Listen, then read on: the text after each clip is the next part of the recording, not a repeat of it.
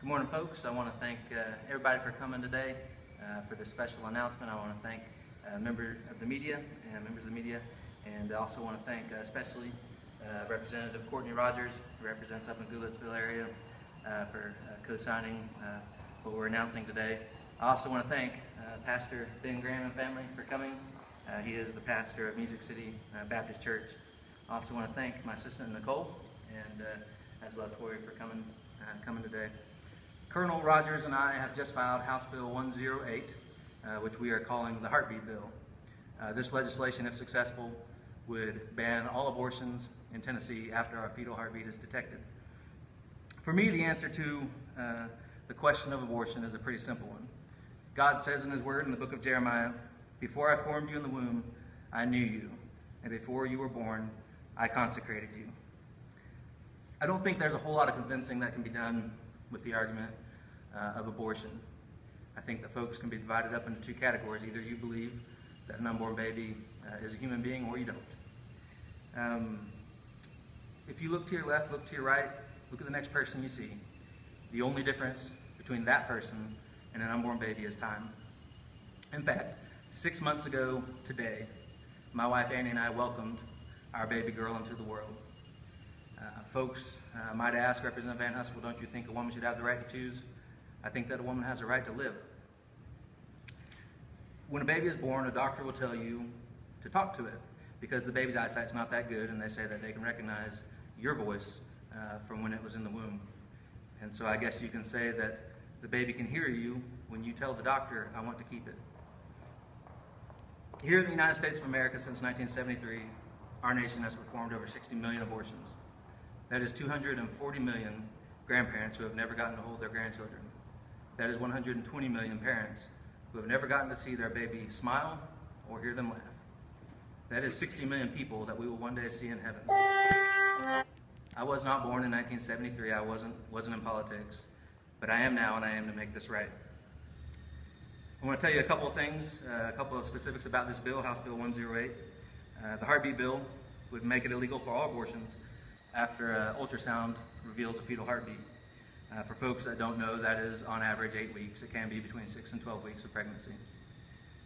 There is an exception in this legislation for a medical emergency as defined in TCA 3915-202, which is in the case of the life of the mother. This bill also requires the physician to record the results of the ultrasound before an abortion is performed. If you want to get involved, we have set up a Facebook page, TN Heartbeat Bill. Again, a Facebook page, TN Heartbeat Bill, where we will put updates on the legislation and phone numbers and emails for key legislators as we go throughout the process. Before I call on Pastor Graham, I do want to thank Congressman Steve King, who filed this bill on the federal level yesterday. And I'm going to steal a quote from him. The premise of this bill is, if the heartbeat is detected, the baby is protected. I look forward to working with Lieutenant Colonel Rogers as we move throughout the legislative process on House Bill 108 to protect the unborn children of Tennessee. Pastor, I'm going to turn it over to you. Thank you. My name is Pastor Ben Graham of Music City Baptist Church, and it is a pleasure for me and my family to be standing here today. I also work with the Tennessee Pastors Network, and we work with pastors across the state and churches to work with legislators to try to help them follow the Word of God and to try to help them in issues such as abortion. We moved to Tennessee 6 years ago. One of the things that surprised me was how easy it was for a lady to have an abortion here in this state. I always kind of looked at Tennessee as being a conservative state. Most people would say that it's part of the Bible Belt and maybe the buckle of the Bible Belt. And for us to find out where Tennessee stood on abortion, and I've had conversations with our governor, with many of our legislators about this. And we believe, as the Word of God teaches, that every life is important. One thing that I think most people who stand for abortion fail to realize is that while they are for abortion, I'm sure they're glad that their mother chose not to have one. And we hold life precious, and we certainly hold our own lives precious.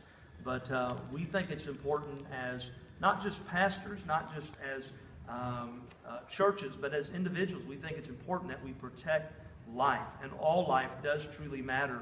And this baby that's in the womb is so important. And so it is our pleasure as the Tennessee Pastors Network and for me to stand with these legislators on this important bill. We know that it's not going to be popular amongst everybody, but we're not here to try to find laws that everybody likes. We're here to make sure that we define in our laws what is right to protect every person. And so we stand wholly with this bill, and we look forward to working to try to see this thing get passed, and looking forward to trying to help protect babies that are going to be coming in the future. This time I'm going to turn the podium over to my wife, Candace. I'm so thankful to be here today as a mom. I have 4 children, all boys, and they are such a gift from God. I count them as a blessing every day that God blessed me with. I had 2 miscarried babies. One was right at the beginning, and I had one that I was almost 6 months along with. And that was one of the most devastating times in my life that I had to deal with. He was a gift from God, and I didn't get to bring him home with me, and I didn't get to watch him grow up and just see his life as God, does with all of our children. We get to watch them grow up and see what the Lord has for their life. But I know that that baby is in heaven, and we named him KJ. I know I'm going to see him someday when the Lord comes back. And I just want to say, as a mom, just knowing, being able to hold my babies and watching them grow up is such a joy and such a blessing. And I'm so overwhelmed with that every day. And I'm so thankful that God has allowed me to be a mom. And even though I had to go through some of the trials of losing a baby, it has taught me just how precious that life is, and to support it. And I'm so thankful to be here today and support this bill. We do have some silly questions, but I would like to ask the media if they have any questions. We'll be happy to answer. I think that some other abortion restrictions, you said this was at about 8 weeks? Generally, yes, sir. Rough average. That some have been ruled unconstitutional past that point, maybe 17 weeks and some 20-week ones, depending on interpretation. How do you think this will stand up in court, given other rulings on much more, lenient restrictions? Yes, sir. These early bans have not been argued in the 6th District courts, which is where Tennessee is. But I am hopeful with President Trump appointing pro-life conservatives to the Supreme Court that if this legislation were to ever make it that far, that those folks would rule in favor of pro-life positions. Do you see the election of President Trump as, an opening for more restriction on abortions and pro-life type of moves at the state level? I see the election of President Trump as an opportunity to protect life more than we have as a nation. And there are actually 3 laws that I believe are being challenged in the district court right now, and based off of a ruling in Texas dealing with sort of the makeup of who can provide abortions and what are the requirements for surgical licensing and that sort of thing. It seems that those may be struck down in the future. Do you have any pause introducing new abortion restrictions when it seems that there might be pending laws that could fall relatively soon?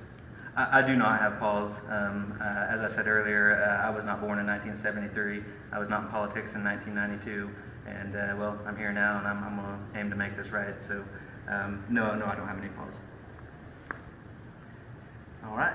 Well, let me go to some of the submitted questions. A question on women's right to choose. And, again, I'll reiterate that I'll speak for my wife and myself since she told me I could. We believe in life, a woman's right to live. And another question, does this bill mean 100% ban on abortion? I believe that this bill, from my studies, would be a 90% roughly ban on abortion in Tennessee. That would affect 90% of the abortions. And that is in tandem with my belief that human life is sacred and should be protected. And so if there are no more questions, I thank everybody for coming, and we'll keep you updated on Facebook at TN Heartbeat Bill on Facebook on the upcoming legislation. Thank you.